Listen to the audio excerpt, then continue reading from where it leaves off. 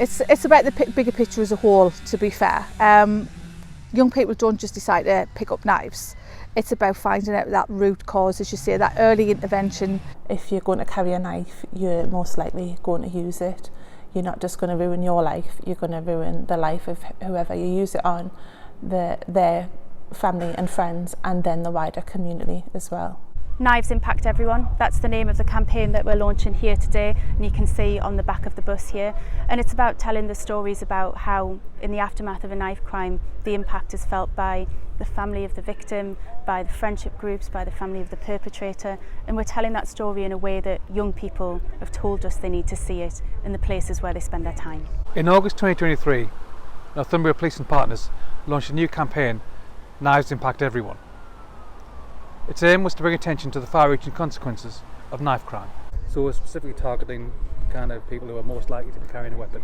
We're specifically targeting young people with a message that the choice to pick up a knife or not can really mean the difference between life and death, and the impact that that decision has on everyone.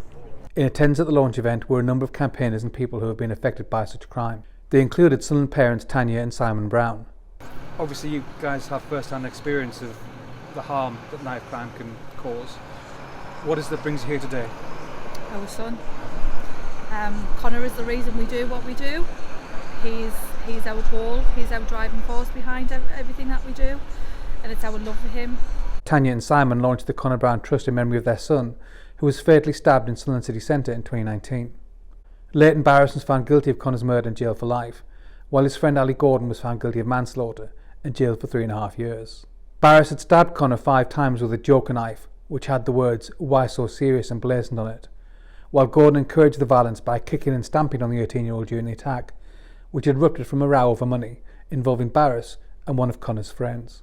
Connor's family showed stunning bravery in the aftermath of this devastating tragedy, launching the Connor Brown Trust with the aim of preventing other families going through the same horror. Well, the trust is in memory of my son, Connor, who was tragically killed in 2019 through a knife attack, and we set the trust up to prevent more loss of life and to give children and young people more opportunities as well.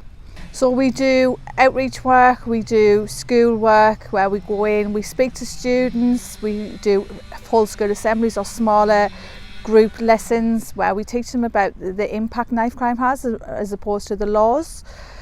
And it's more about that direct impact that we want to get through to these young people and how it affects them and their families, and it's not just about the victim, it's about everybody as a whole.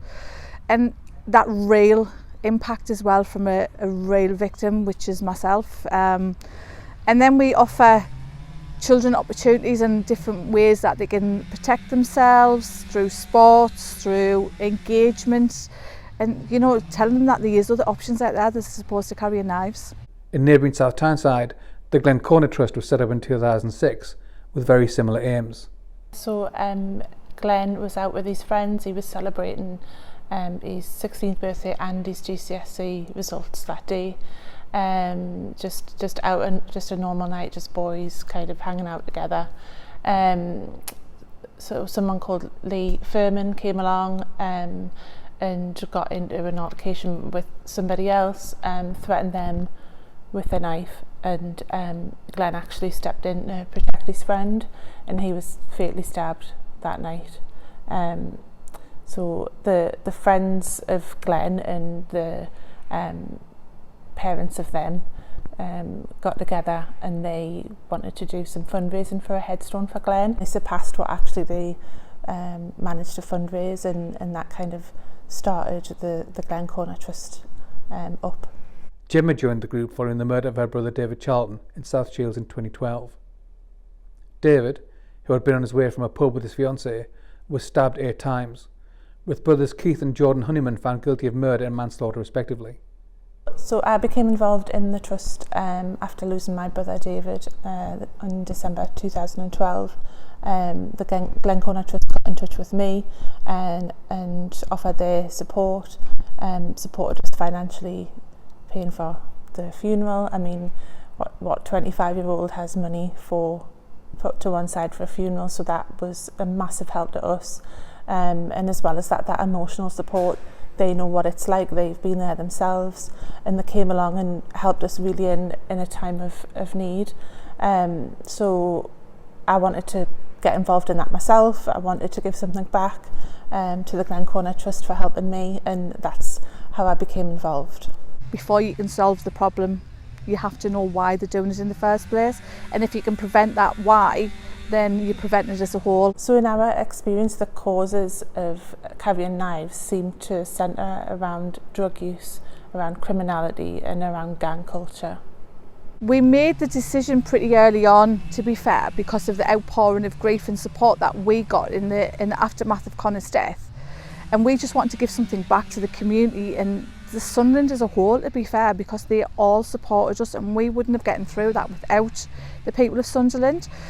And the best way to do that was to protect the kids, their children, their grandchildren, you know, and by doing that we can tell Connor's story, we can tell them the impact it had on us and make them see it is real.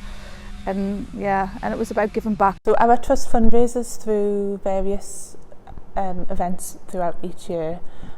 We've supported over 25 families of victims of knife crime since it was established, and we offer support through the cost of funerals and also emotional support. As well as that, we also provide educational work to the youth clubs and schools to try and educate young children about the dangers of carrying knives. So these is the Bleed Kits, and these were founded by the Daniel Baird Foundation, and the lady who started these again lost her son due to knife crime. These were brought out, and this is what we are supporting within Sunderland. So this is the kit itself. It does have life-saving equipment inside, the tourniquet, your pack bandage, your chest seals and things like that, and obviously you've got scissors in that to cut clothing if need be, and contact details as well, and the emergency services will talk you through how to use these. And they are red-chested within the emergency services, so if they're needed, they will pinpoint you to the nearest one using various ways of location. We use what 3 words, and we have them installed in community venues, we have them installed in libraries, we have them installed in a local church, we have them in pubs and clubs, and they are accessible in a lot of different areas, and we are still putting them out in the city in different areas. Well, the Bleed Kit came, and I'd never heard of these, and it was brought to my attention by a local councillor. So Councillor Reid, we're here at Chaplains today at the installation of the bleed bags, and they're a really vital service, aren't they, for the city centre? Yeah, the defibrillators from the Red Sky Foundation have shown that people are willing and really keen to sort of get first aid kit into the city centre, into key locations to save lives, and that's what we're really hoping to do with the bleed bags, working with the Conor Brown Trust, is to get them everywhere as far as possible, to make people aware of it, so that if the horror situation does occur, people can act quick, and that they can sort of use the bleed kits for their intended purpose and hopefully save a life. We worked on the first 2 kits together, and then I decided 2 wasn't enough. In Connor's case, 2 kits wouldn't have been enough to prevent his loss of life because of the injuries he sustained, and if 1 kit's being used, then it's out of use until it's replaced, so just 1 or 2 kits just isn't enough. So I started crowdfunding, raising money to get a further 40 kits installed across Sunderland, and now I'm working with Tyneside Fire and Rescue to get more kits installed across all Tyneside Fire and Rescue stations. And the more the better. This should be widely available, just like the defibs, because they are life-saving equipment. You know, if you're on the end of a phone, it's for 999, it's really easy to get lost in the moment, and it's about just being calm. It's a simple kit. We've had fantastic support from our local community in South Tyneside. Very recently in March this year, we were the chosen charity partner through Tyne Coast College at the Pride of South Tyneside Awards, which was brilliant to be a part of. And we've always worked quite closely with the police in the past, and they've always been really supportive too. Well, my aims with the trust change all the time, but the one thing that never changes is it's always knife crime awareness, and it is always to prevent as opposed to punishment. Punishment, yes, these children, young people do need punishment if they do cause loss of life, but it's about preventing the loss of life, preventing the need to punish these children and young people.